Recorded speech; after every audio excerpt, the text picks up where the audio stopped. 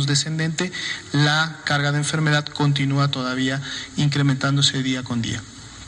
En la siguiente diapositiva, por favor, vemos precisamente la carga de casos acumulados e incidentes, los 15.529, que para el día de hoy representó un incremento de 852 casos, es un incremento de 5.8% en relación a la carga acumulada que se tenía el día de ayer, y podemos ver en las barras de color naranja que prácticamente la carga de casos confirmados del día de hoy fue bastante similar a la del día de ayer y fue menor a la de hace 2 días. Vamos a ver el día de mañana, que ya integra mucho de la actividad del día de hoy y de mañana por la mañana, si esto se mantiene con esa tendencia o empezamos nuevamente a ver algún incremento.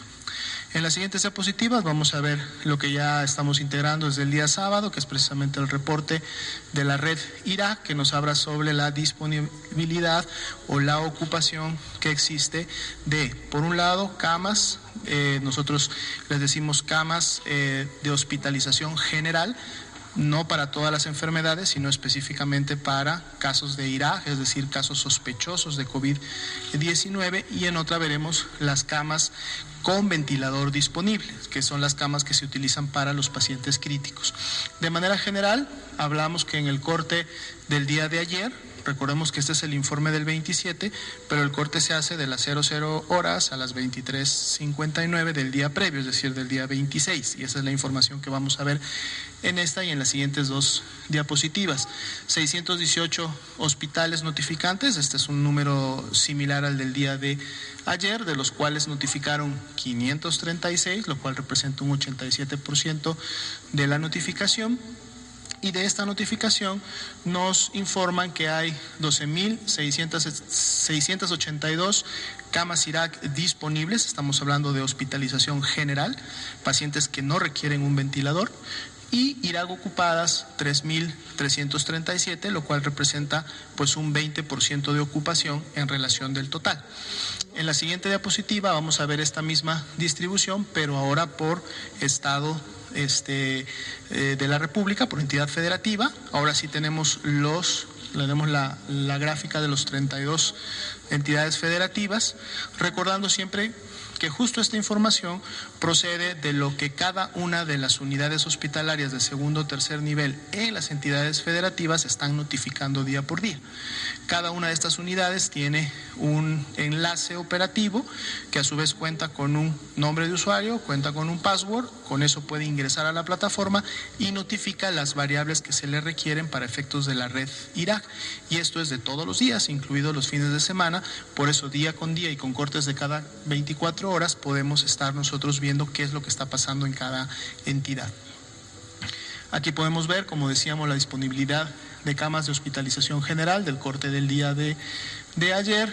Ya destacábamos en los reportes previos como la Ciudad de México, Baja California y el Estado de México son los que llevan una mayor cantidad de ocupación. De hecho, prácticamente la Ciudad de México ayer, si recuerdan, estaba por cruzar la mitad, hoy día ya la cruzó, está en el 56% de ocupación de las camas generales, recordando que esto también representa todas las camas disponibles en la ciudad y de todo el sector, ¿sí? O sea, tanto el IMSS, tanto el ISSSTE, como las unidades de la Secretaría de Salud y la SINSAE en aquellos estados en donde tienen hospitales federales o de alta especialidad operando. En los demás estados, en donde no los habíamos incluido en los reportes previos porque no estaban dentro de los 10 estados con mayor tasa de incidencia, podemos ver que algunos de ellos han pasado ya un cuarto, a lo mejor, de su capacidad, como es Campeche, como es Nayarit, como es en su momento hasta Nayarit, porque el último es el nacional, es el concentrado de todos, y los demás, digamos que todavía tienen una buena capacidad disponible para pacientes IRAC general. Pasemos ahora sí rápidamente a la siguiente diapositiva, es similar, pero aquí vemos ahora sí la disponibilidad de camas con ventilador, es decir, aquellas que se utilizan para poder atender pacientes en estado crítico. Igualmente podemos notar como la Ciudad de México, Baja California, y aquí se suma, por ejemplo, el estado de Sinaloa y el estado de México, son los que tienen la mayor ocupación de este tipo de camas.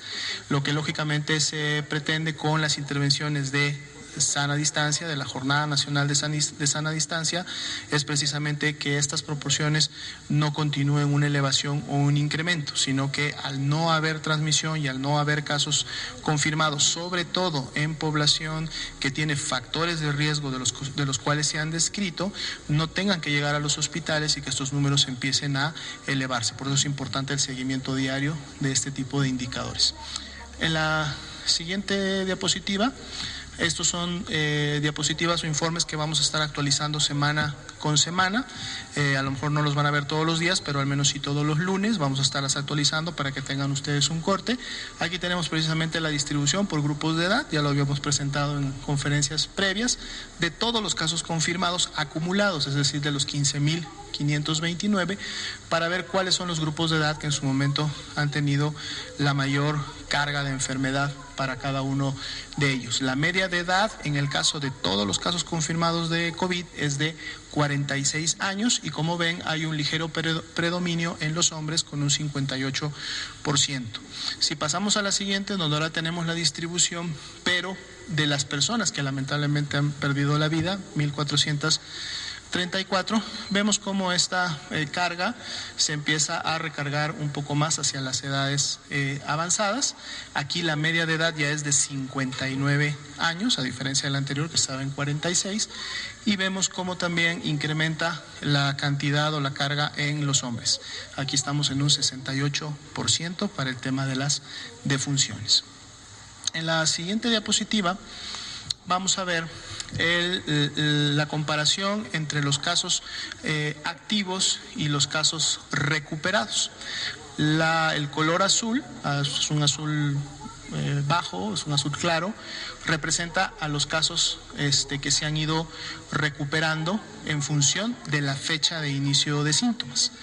Y en color verde estarían identificados esos casos activos que estamos diciendo que son los o que están ocurriendo más recientemente en los últimos 14 días, para que en este caso también podamos ver la perspectiva de cómo en su momento estos casos se van acumulando en la medida de cómo se va generando la estadística como tal. Vamos a también estar actualizando estas cifras con alguna periodicidad.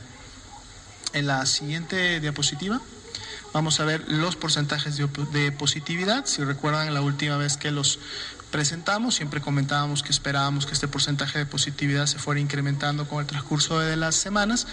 Habíamos tenido un cierre previo alrededor del 30% en la semana 17. La curva punteada de color rojo es la de COVID-19, las otras representan a influenza y otros virus respiratorios que ya desde la semana 12 están prácticamente pegadas a la basal, y es desde la semana 11-12 en donde este porcentaje se incrementó para COVID, y vean cómo en lo que va ya de la semana estamos en un 48% de porcentaje de positividad. Esto quiere decir que ya de cada 10 casos sospechosos, la mitad prácticamente, o sea 5, están siendo ya COVID. Si recuerdan, hace 2 semanas eran 3 de cada 10, ahora ya son 5 de cada 10 y se está cumpliendo el pronóstico de este incremento de casos. En la siguiente diapositiva, no, esa la vamos a dejar para el de presentación, sería todo por el momento. Gracias, doctora Lomía. Le damos la palabra al coronel Perea Alcaraz, por favor, coronel, si es tan amable. Gracias, doctor. Buenas tardes. Soy el coronel Alejandro Perea Alcaraz. Desde el 1 de octubre del 2019, comisionado como coordinador de seguridad y resguardo de inmueble en el Instituto Mexicano del Seguro Social, por lo que me permito informar lo siguiente. El 30 de marzo, en la sesión del Comando Central del IMSS, órgano de toma de decisiones para hacer frente a la emergencia sanitaria de COVID-19, el director general del Seguro Social, el maestro Zoé Robledo, giró instrucciones para nombrar a los médicos de salud en el trabajo de cada hospital en toda la República, para que ellos fueran los encargados de recibir, registrar, administrar y distribuir los equipos de protección a todo el personal de salud que se encuentra en primera línea de atención en dichos hospitales. Cabe destacar que el nombramiento de los binomios médico-enfermera y médica-enfermero para el control de estos equipos de protección personal en los hospitales fue firmado por el propio director general. Estos médicos de salud en el trabajo son los que en épocas regulares normalmente dan las incapacidades o bien generan dictámenes de trabajo, entre otros importantes procedimientos. Ellos y ellas en estos momentos tienen una carga disminuida de trabajo, motivo por el cual nos apoyan de manera responsable y solidaria en la tarea de la distribución y la seguridad de los equipos de protección personal dentro de los hospitales. Por lo que respecta a la seguridad en los hospitales, podemos decir que nos la está garantizando la Guardia Nacional. Se trata del despliegue de 1,843 elementos de la Guardia Nacional que se encargan, primero, de proteger al personal de salud para evitar cualquier agresión en su contra. Lo que buscamos es que el personal médico se desempeñe con tranquilidad, sin preocupación, sin sobresaltos, y para ello tenemos a la Guardia Nacional. Nos están proporcionando seguridad en las instalaciones hospitalarias de reconversión COVID.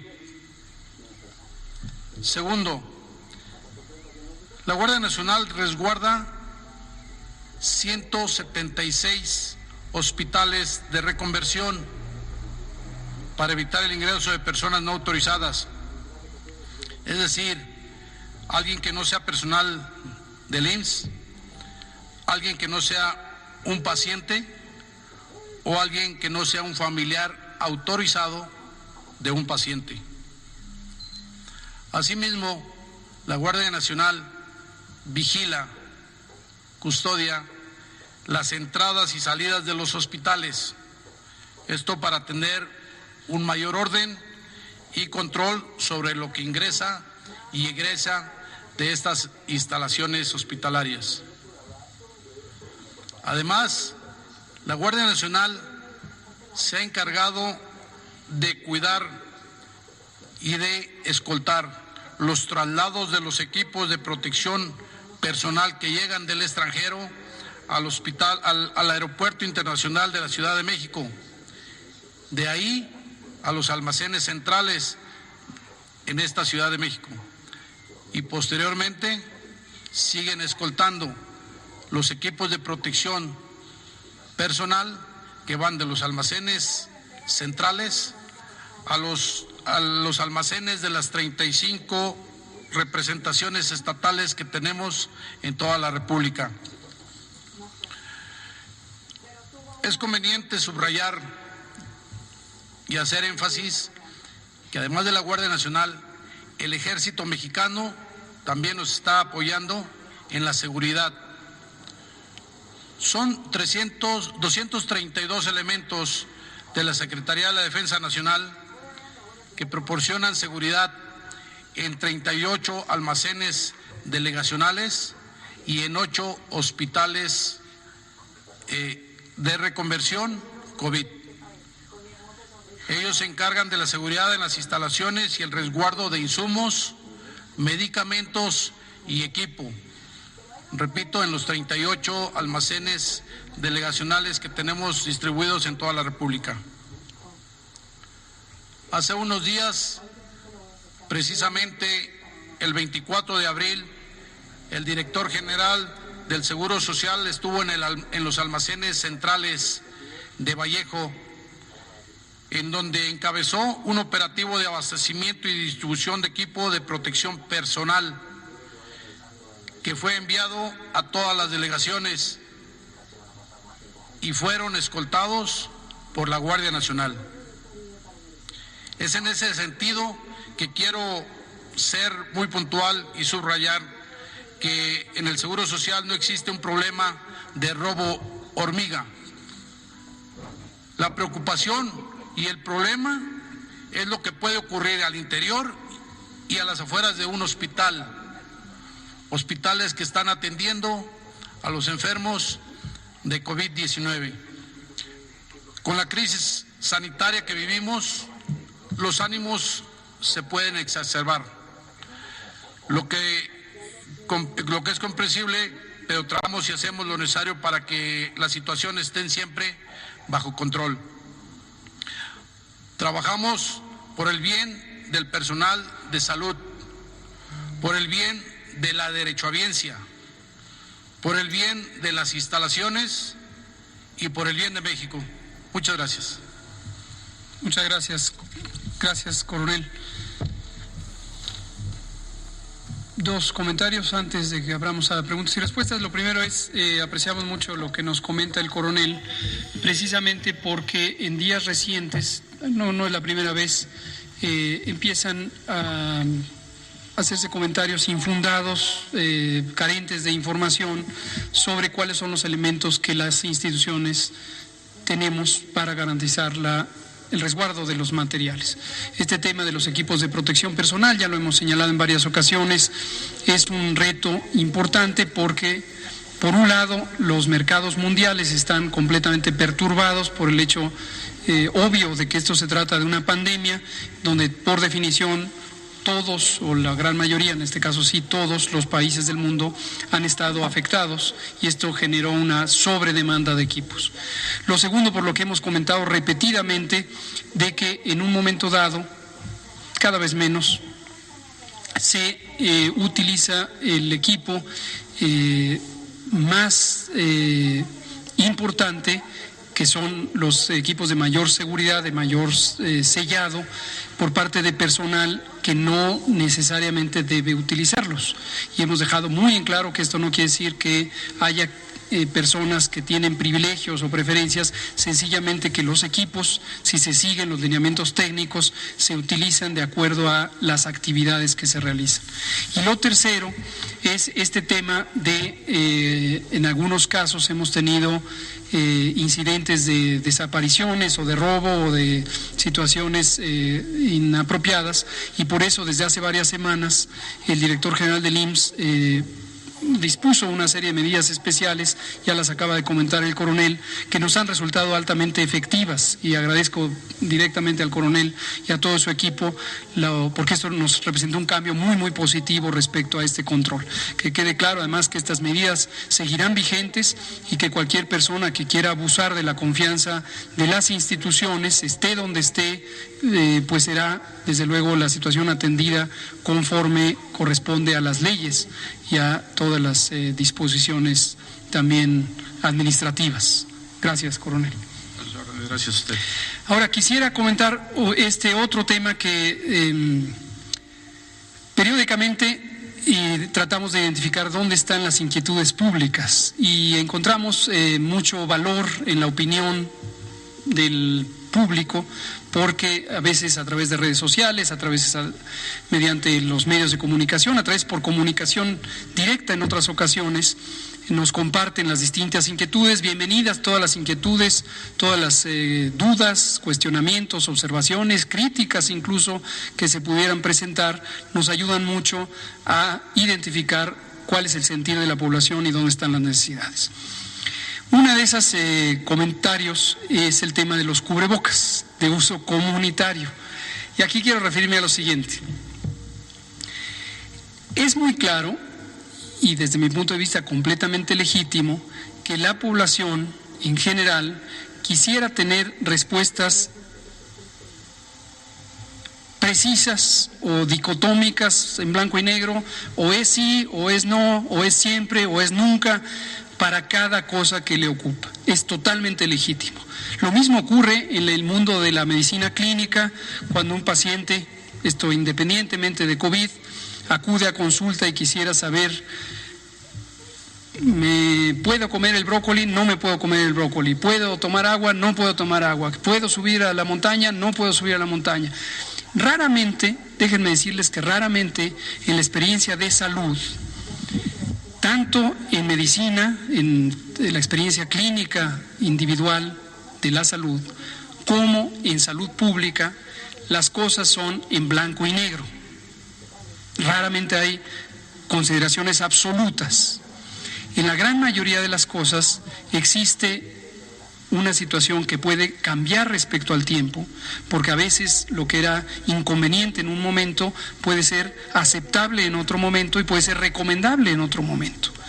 O a veces la evidencia científica sobre la utilidad de algo, de una intervención, de un producto, no es completamente definida y entonces hay recomendaciones relativas, así se llama técnicamente, recomendaciones relativas. Este es el caso de los cubrebocas. Los cubrebocas, que son este dispositivo, veo que ya la mayoría de ustedes lo utiliza, es un dispositivo que tiene un efecto mecánico de retención de las partículas líquidas que provienen de las secreciones de la nariz, de la boca, de la faringe y que hemos comentado aquí repetidamente son el vehículo, el medio por el que se transmiten no solamente el virus SARS-CoV-2, sino muchos agentes infecciosos, virus y también bacterias que causan enfermedades respiratorias.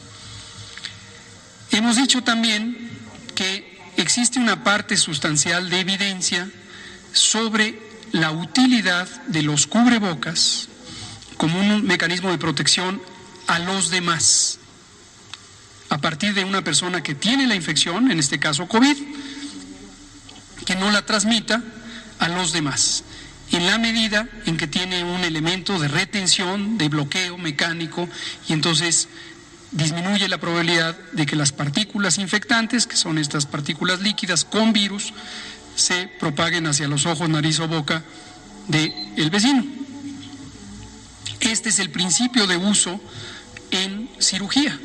Como todos ustedes saben, las cirujanas y los cirujanos utilizan un cubrebocas y también todo el personal que está dentro de un quirófano para evitar contagiar de cualquier cosa o contaminar el espacio quirúrgico, la cavidad abdominal, la cavidad torácica, la cavidad craneal, cualquier espacio donde se esté haciendo una intervención que requiere condiciones asépticas, es decir, sin microbios.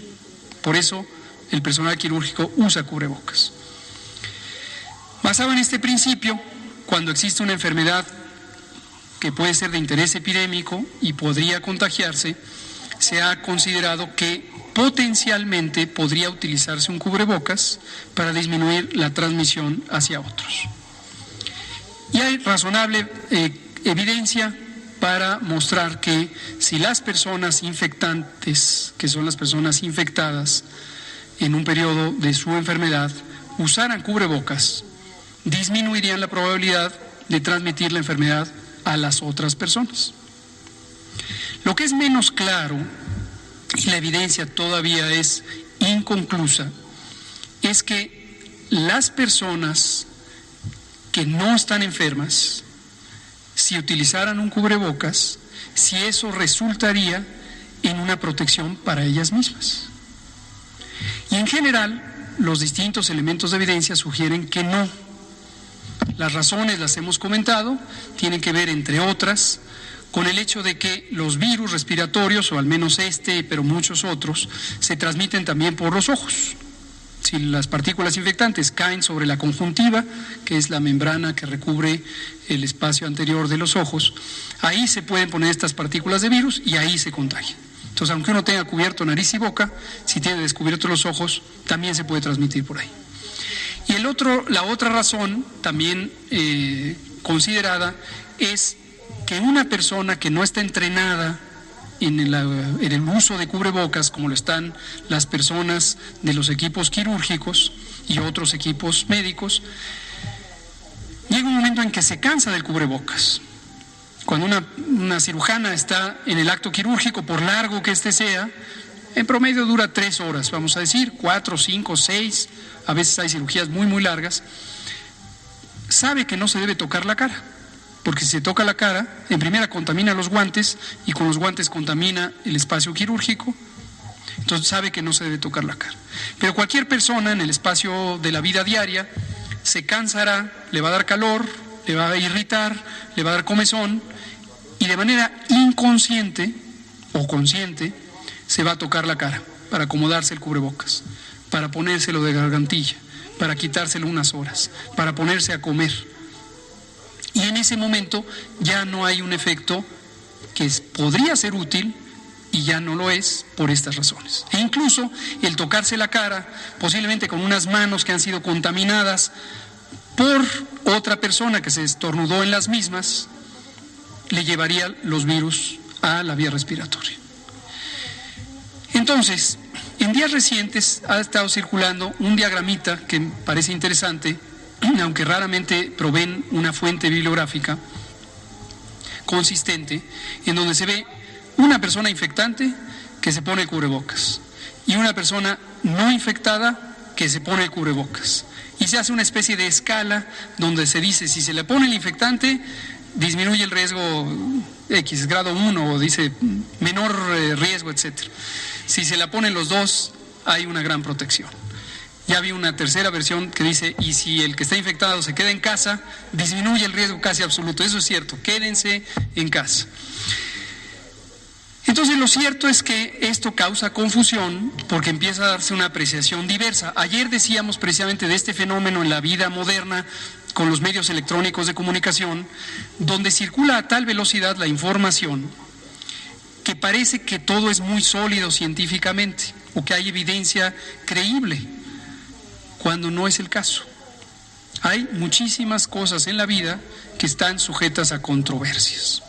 Entonces, dada esta situación, recordarán que por varias semanas al inicio de la epidemia he comentado esto mismo y habíamos dicho, el usar cubrebocas tiene una pobre utilidad o incluso tiene una nula utilidad. Y aquí hay un elemento, es un tecnicalismo de las ciencias, de ciertas ciencias, que es la diferencia entre eficacia y efectividad. Esto es importante. Eficacia es la utilidad que tiene una intervención o un producto en condiciones ideales, quizá experimentales. Todo está perfectamente controlado, hay una intervención, pensemos en este caso el cubrebocas, y entonces todo es perfecto, todo es constante, y en esas circunstancias uno evalúa el uso del cubrebocas. Eso es la eficacia. Pero hay una gran diferencia con otro concepto que se llama efectividad. Y la efectividad es las condiciones reales, donde unas personas lo usan 15 minutos y luego se lo quitan, otra persona lo usa 6 horas sin ningún problema, una persona se toca la cara, 3 lo traen de sombrero, 4 se lo ponen un día sí, 2 no. Es decir, toda la variabilidad que existe en el uso real de un producto. Y ahí es donde está la mayor incógnita. Si pensáramos en que, por ejemplo, 9 millones de habitantes de la Ciudad de México debiéramos usar el cubrebocas, no tenemos ningún elemento que garantice que 9 millones lo vamos a usar de manera consistente. Es decir, todo el tiempo en los sitios públicos, descansar quizá en el espacio privado, no lavarlo para conservar la textura y la integridad de sus fibras, etcétera, y que todos los cubrebocas van a ser de la misma capacidad de filtrado, etcétera, ¿no? Bueno, termino diciendo lo siguiente, si me pasan la diapositiva final. El Instituto Nacional de Salud Pública, cuyo mandato de ley es generar conocimiento científico para orientar las políticas de salud, hizo un análisis, un estudio, me voy a parar brevemente para comentarlo, con una metodología que se llama revisión rápida de la evidencia. Esto corresponde a una versión acortada de una metodología que en las ciencias de la salud y otras se llama revisión sistemática de la literatura y consiste en recopilar los distintos estudios científicos sobre un tema para ver cuál es el consenso científico que hay sobre ese tema. Aquí la doctora Stern, el doctor Tonatiuh Tonatiuh Barrientos y otros colegas hicieron este estudio, lo publicaron recientemente y encuentran lo siguiente. Se hizo la revisión rápida, el artículo se llama Revisión rápida del uso de cubrebocas quirúrgicos en el ámbito comunitario, e infecciones respiratorias agudas. Entonces hicieron esta revisión rápida del uso del cubrebocas en el ámbito comunitario. Encontraron 4 de 6 revisiones sistemáticas que no encontraron reducciones de contagio asociadas con el uso de cubrebocas. Encontraron que 6 estudios experimentales no encontraron diferencia entre la probabilidad de contagio asociada con el uso de cubrebocas, y solo un estudio estimó una reducción del 20% en la incidencia al asumir, sin tener una demostración directa, ni que sea aplicable a todas las sociedades, que 10 al 50% de la población usa correctamente el cubrebocas. En otras palabras, para pensar que esta evidencia sugiere el uso de cubrebocas, tendríamos que considerar que 10 al 50% al menos lo utilizara de manera consistente a lo largo de todo el día, con la misma calidad de cubrebocas, con el mismo estado de conservación del cubrebocas, sin tocarse la cara, etcétera, etcétera, etcétera. Por lo tanto, la conclusión de los científicos es: la evidencia no es concluyente para sustentar la utilización poblacional del cubrebocas para disminuir el número de contagios de infección por virus respiratorios. Ahora, cuando uno participa en la generación o recomendación de políticas públicas, uno tiene que considerar la evidencia y también los aspectos prácticos. Y aquí vuelvo a decir, no es que esté mal usar cubrebocas, no hace daño pues usar cubrebocas. Existe un fenómeno que se llama compensación del riesgo, que consiste en que las personas podrían sentirse protegidas porque tienen la cara cubierta con un cubrebocas, y entonces empezar a disminuir su atención de otras medidas de seguridad sanitaria. La higiene básica de las manos, la protección del estornudo, el resguardarse en casa si se tienen síntomas, el guardar una sana distancia, etcétera, etcétera. Entonces, si eso ocurre, el posible beneficio del cubrebocas podría ser contrarrestado por la reducción de la disciplina, de la intensidad, de la constancia de otras medidas. En conclusión, no me parece inconveniente que algunas autoridades sanitarias estatales, incluida la Ciudad de México, recomienden el uso de cubrebocas. Como hemos dicho, es un auxiliar. Pero si por estar atentos al cubrebocas empezamos a reducir la atención de las otras medidas de mitigación masiva, pues estamos desviando la atención y estaríamos reduciendo las medidas más efectivas.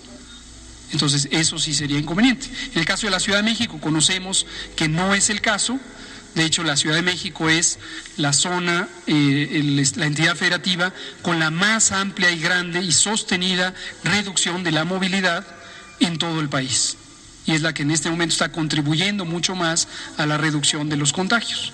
Entonces ahí estamos tranquilos. Pero ayer hablábamos de esta situación de algunos municipios en donde le ponen un gran empeño al tema del cubrebocas y otras medidas que son las fundamentales.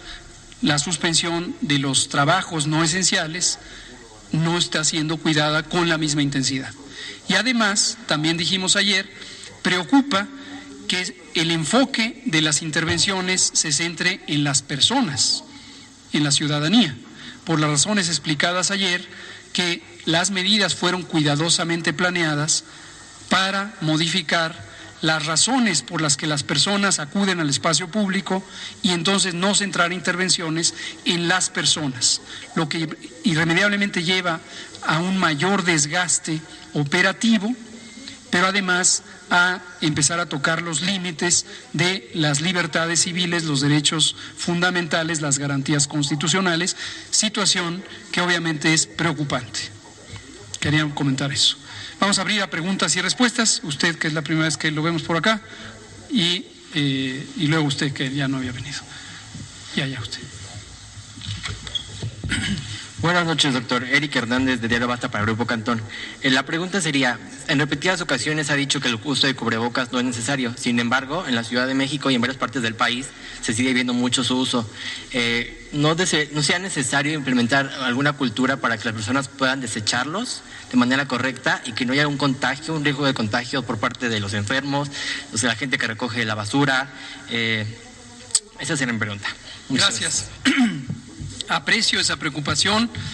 En términos de la probabilidad de ser contagiado porque hay un objeto inerte, en este caso el cubrebocas, no nos preocupa tanto, porque como hemos comentado, la evidencia sugiere que la eficiencia de los contagios es mucho menor a través de un objeto inerte, a través de que me compartieron el celular o me compartieron una botella, etcétera, excepto que se la compartan directamente, pero digamos, no por tocar y luego tocarse. En el caso de los cubrebocas, si estos acaban en un basurero, pues no preocupa tanto. Pero sí hay una preocupación que, si pensáramos en que el uso de cubrebocas fuera masivo, no sería algo menor, que sería el hecho de que se haga un mal procedimiento de descarte, de eliminación. Estos pueden acabar, obviamente, en el espacio público abierto, pueden acabar en mantos de agua, pueden acabar en el mar y podrían tener un impacto dañino al medio ambiente, entre otros daños. Gracias. Usted. Y luego usted.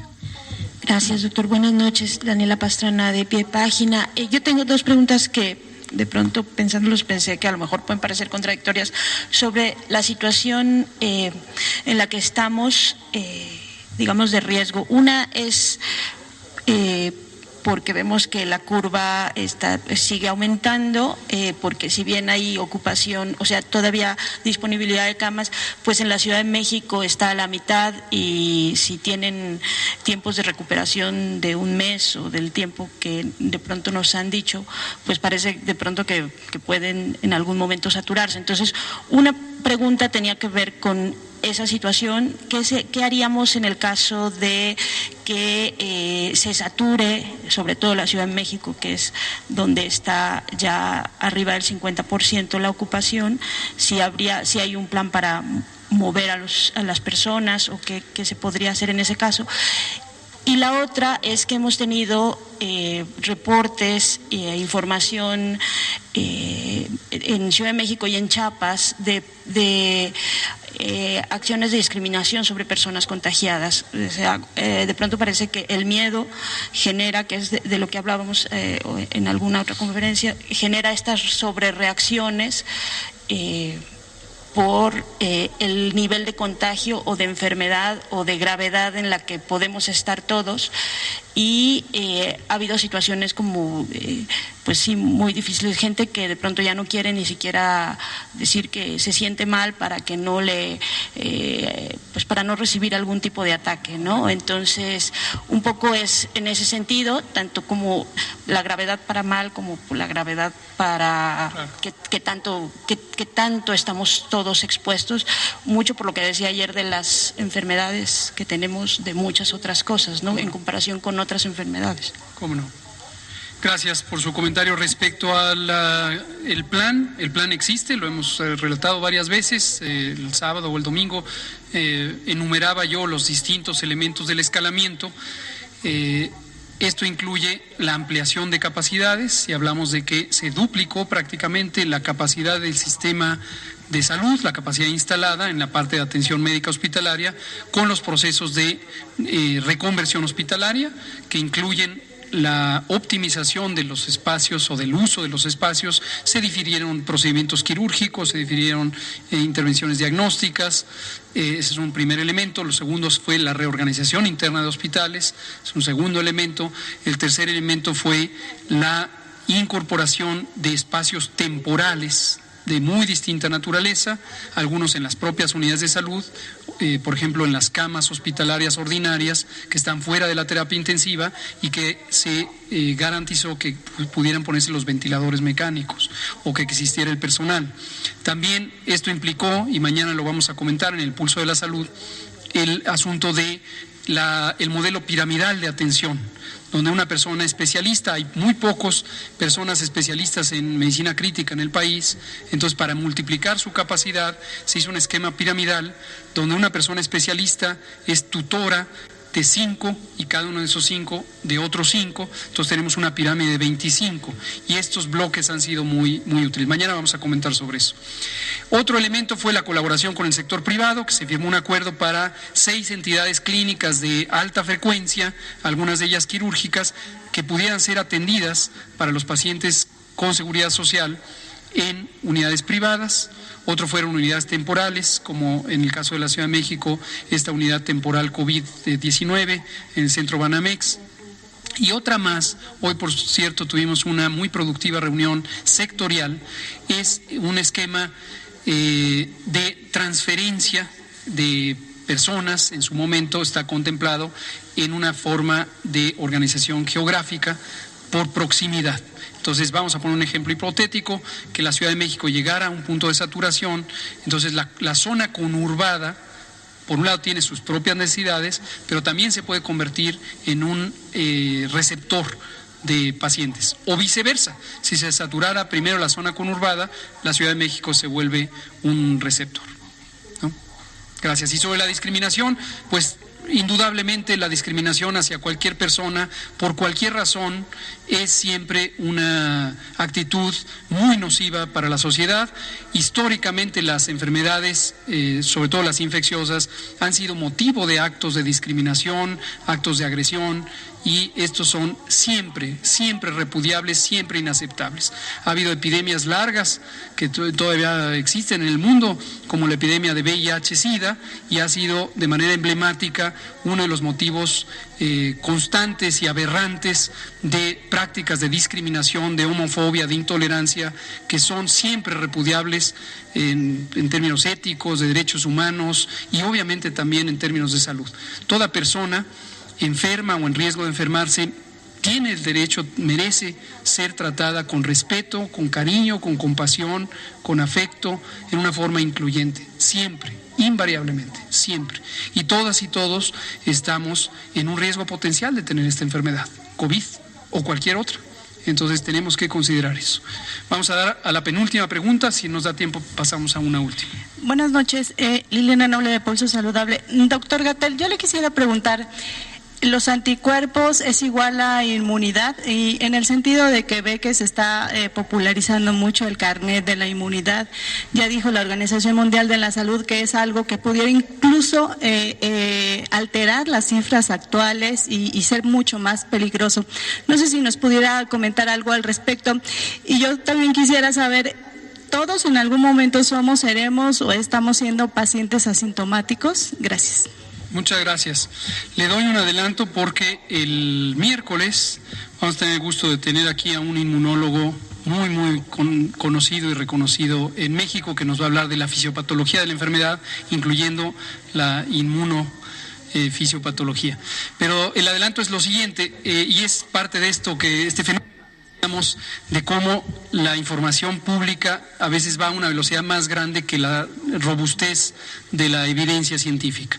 Efectivamente, en las conferencias de prensa de la Organización Mundial de la Salud, el doctor Tedros Ghebreyesus, su director general, ha hecho este señalamiento que todos conocemos, de que no existe hasta el momento, hoy es 27 de abril, no existe hasta el momento una evidencia clara sobre la naturaleza de la inmunidad que podría despertar la infección por el virus SARS-CoV-2, con enfermedad, COVID, o sin enfermedad, en una condición de portador asintomático.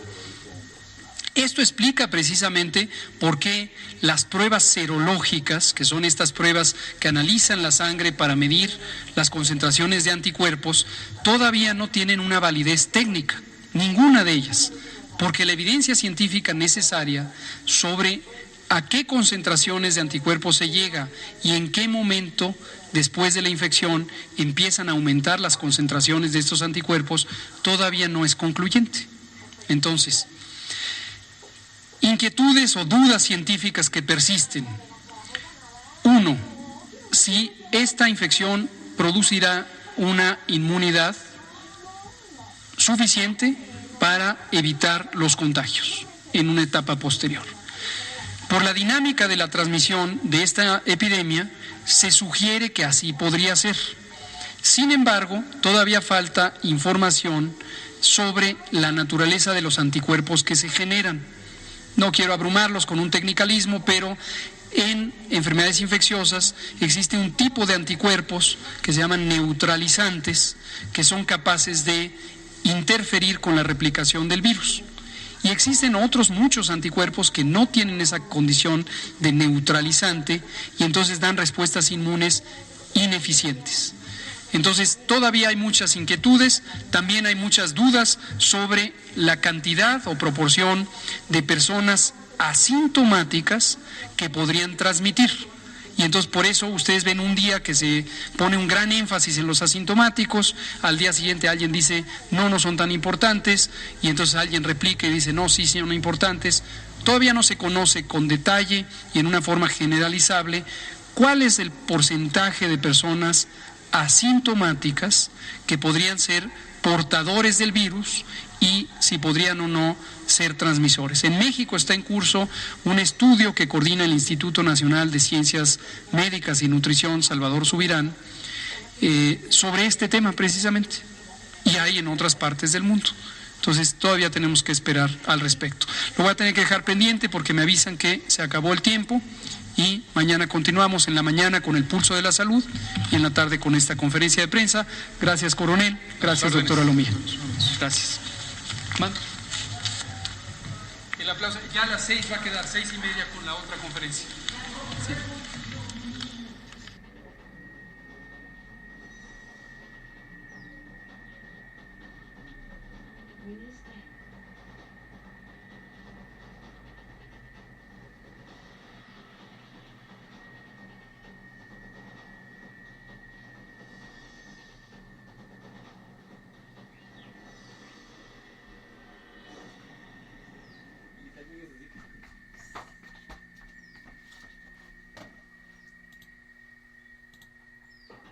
Hola, soy Susana Distancia. Tengo un superpoder que me ayuda a frenar al COVID-19. Cuando extiendo mis brazos, puedo crear un espacio de 1,5 metros que me mantiene lejos del malvado coronavirus. Esa es la sana distancia. ¿Sabes qué es lo mejor? Que tú también lo tienes. Pero ojo, aunque tenemos que estar separados, unidos y solidarios, saldremos adelante. Porque si te cuidas tú, nos cuidamos todos. Gobierno de México.